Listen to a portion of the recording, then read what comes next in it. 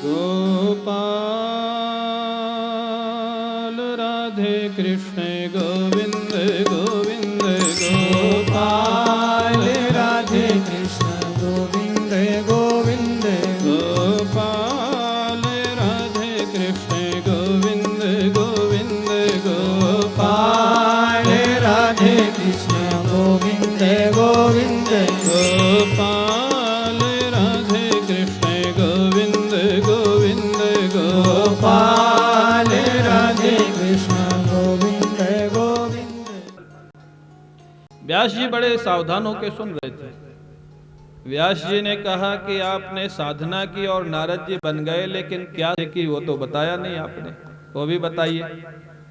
हमारे यहाँ नियम होता है, जब तक श्रोता पूछे नहीं तब तक बताने का महत्व नहीं होता। आप क्या सुनना चाहते हैं हमको मालूम नहीं, हम सुनाते जा रहे हैं। पता नहीं आप क्या, इसलिए पूछ करके जब प्रश्न होता था उसका जवाब होता था, उसका आनंद अलग होता था। लेकिन अब आजकल उस परंपरा पे रोक लग गई। क्यों?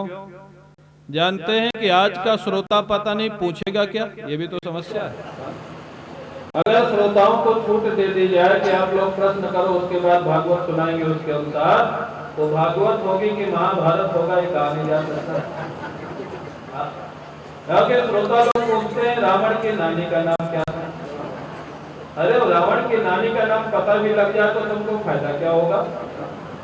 पूछते हनुमान जी के पूछ में सबसे पहले आग किस राक्षस ने लगाई, ऐसे इसलिए महात्माओं ने देखा आजकल श्रोताओं को प्रश्न पूछने की छूट बंद कर दी गई।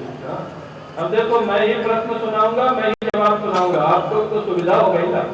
आपको केवल बैठे बैठे सुनना है, और जब मैं पूछूं तो हाँ या ना बोलना है बस। अलग से पूछ सकते हो, आपके मन में कोई प्रश्न हो तो अलग से पूछ लेना। भागवत के बीच में छूट नहीं दी जाती। क्यों? अगर आपको छूट दे दी जाए तो 7 दिन में भागवत पूरी होने वाली नहीं है। तो इसलिए महाराज, अब जब उन्होंने पूछा महर्षि व्यास ने, तो देवर्षि नारद ने कहा पिछले जन्म में जब महात्मा लोग चले गए, वर्षा ऋतु थी, मेरी माँ गैया का दूध निकालने जा रही थी, अंधेरा था, रास्ते में पैर के नीचे नाग आ गया। नाग, वो नाग दबने के कारण माँ को डस लिया और माँ की मौत हो गई। हाँ, ये तो नागदा नाम ही बताते हैं, इसलिए पढ़ा है कि यहाँ पर सर्प याग हुआ था। राजा जन्मेजय ने नागों का याग किया था, और यहीं पर बताते हैं लोग। मेरे से कहा, वो पूछना तो पड़ेगा मेरे को, क्योंकि लिंक थोड़ा, क्योंकि जन्मेजय राजा थे हस्तिनापुर के, राजा परीक्षित राजा थे हस्तिनापुर के। क्यों महाराज? और परीक्षित का शरीर पूरा हुआ गंगा किनारे सुखताल में, हरिद्वार के पास।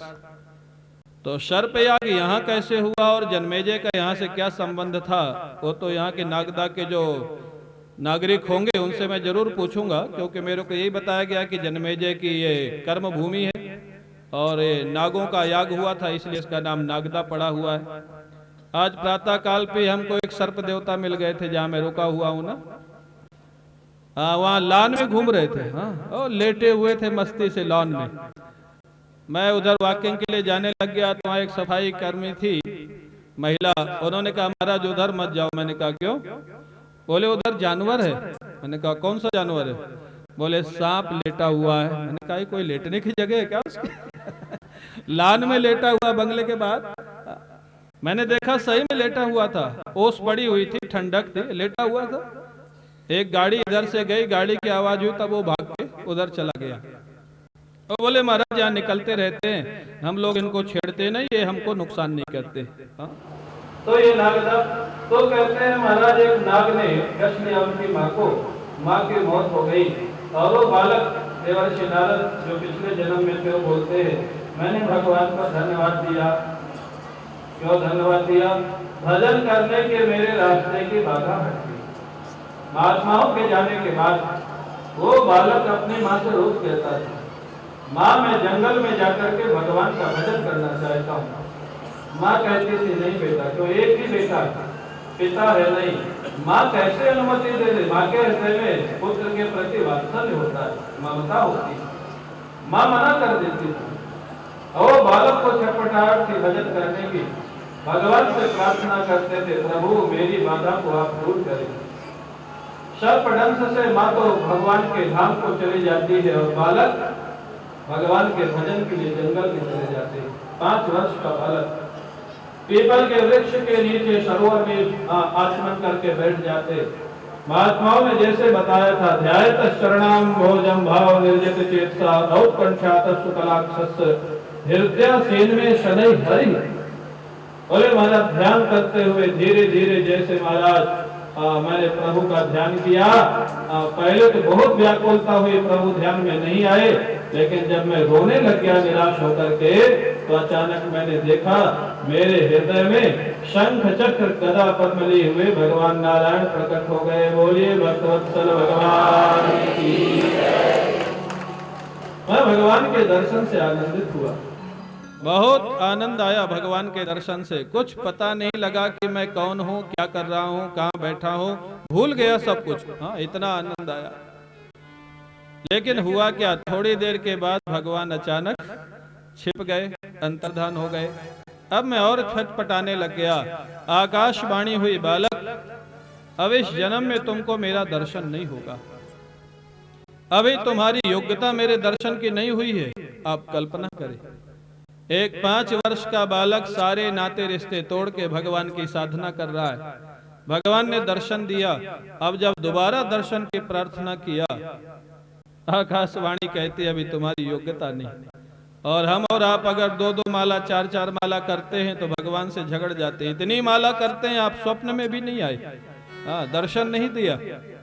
अरे देखो, भगवान की योग्यता जब दर्शन की हो जाएगी, भगवान को कहना नहीं पड़ेगा। वो तो चाहते हैं कोई मेरा भजन करे, मेरे रास्ते पर आवे। बालक ने पूछा तो अब दर्शन कब होगा? बोले अगले जन्म में ब्रह्मा जी के मानस पुत्र के रूप में जन्म लोगे, मेरा नाम संकीर्तन करोगे, मेरी भक्ति का प्रचार करोगे, उस समय मेरा दर्शन हमेशा होगा तुमको। तो बालक कहता है मैं भगवान का नाम कीर्तन करता हुआ मौत की प्रतीक्षा कर रहा था। क्यों? ये शरीर जल्दी छूटे, अगला जन्म मिले और भगवान का दर्शन होए। भगवान का दर्शन अगर मौत के बाद होने वाला है तो मौत को भी खुशी खुशी गला लगाने के लिए बालक तैयार। ये भक्ति है। मैंने कल भी कहा था, मौत से बिल्कुल नहीं डरना चाहिए। क्यों? शरीर बदलता है, मौत किसी की होती नहीं है।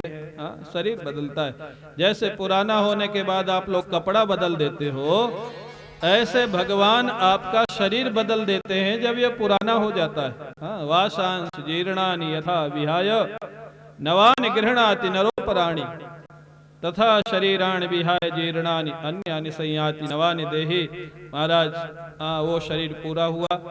ब्रह्मा जी के मानस पुत्र के रूप में मैंने जन्म लिया। भगवान ने अपनी वीणा दे दी और व्यास जी जब भी मैं इस वीणा पर श्रीमन नारायण नारायण का कीर्तन करता हूँ, भगवान मेरे सामने प्रकट हो जाते हैं। बोलिए भक्तवत्सल भगवान की जय। व्यास जी बड़े प्रसन्न हुए। निष्कर्ष क्या निकला? जब तक भजन में मन नहीं लगता तब तक निष्काम सेवा जरूर करो, समाज सेवा जरूर करो, संस्था की सेवा जरूर करो, लेकिन कब तक? जब तक भगवान के नाम जप में, ध्यान में, पाठ में रस न आने लग जाए, आनंद न आने लग जाए।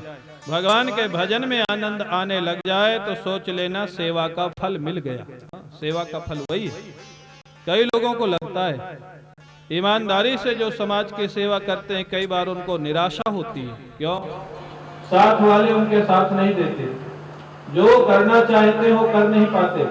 उनको लगता है मैंने इतना स्वार्थ निस्वार्थ होकर के सेवा किया और फिर भी ये मेरा साथ नहीं दे रहे, क्या बात है? लेकिन जानते हो, सेवा का सच्चा फल ही वही है कि आपको समाज से वैराग्य हो जाए और भगवान में अनुराग हो जाए। इसलिए सच्ची सेवा करते करते अगर आपको निर्विणता आ जाए, उदासीनता आ जाए तो निराश मत होना। सोच लेना सेवा का फल यही है। समाज से उदासीन होकर के भगवान का भजन करना, भजन में रस आने लग जाए, सोच लेना सेवा का फल मिल गया। महर्षि व्यास बड़े प्रसन्न होते, सरस्वती नदी में आचमन करके भगवान का ध्यान करते। ध्यान में महाराज जैसे उन्होंने ध्यान किया, बड़ा सुंदर सूत जी महाराज कहते हैं उनको दर्शन होता है। भक्ति योगेन मनसि सम्यक् प्रणहिते बले अपश्यत् पुरुषं पूर्वं मायां च तदपाश्रयाम् यया सम्मोहितो जीव आत्मानं त्रिगुणात्मकम् परोऽपि मनुतेनर्थं तत्कृतं चाभिपद्यते। भगवान की भक्ति से युक्त होकर के जैसे ध्यान प्रारंभ किया व्यास जी ने, अपश्यत पुरुषम पूर्व, पर ब्रह्म परमात्मा का उनको दर्शन होता है और दर्शन के साथ ही महाराज भगवान की माया का दर्शन होता है, लीला शक्ति का, योग शक्ति का, अनेक लीलाओं का दर्शन होता है। उस ध्यान में व्यास जी को जिन लीलाओं का दर्शन हुआ उन्हीं लीला कथाओं को व्यास जी ने श्रीमद् भागवत के रूप में लिख दिया। ध्यान में जो दिखा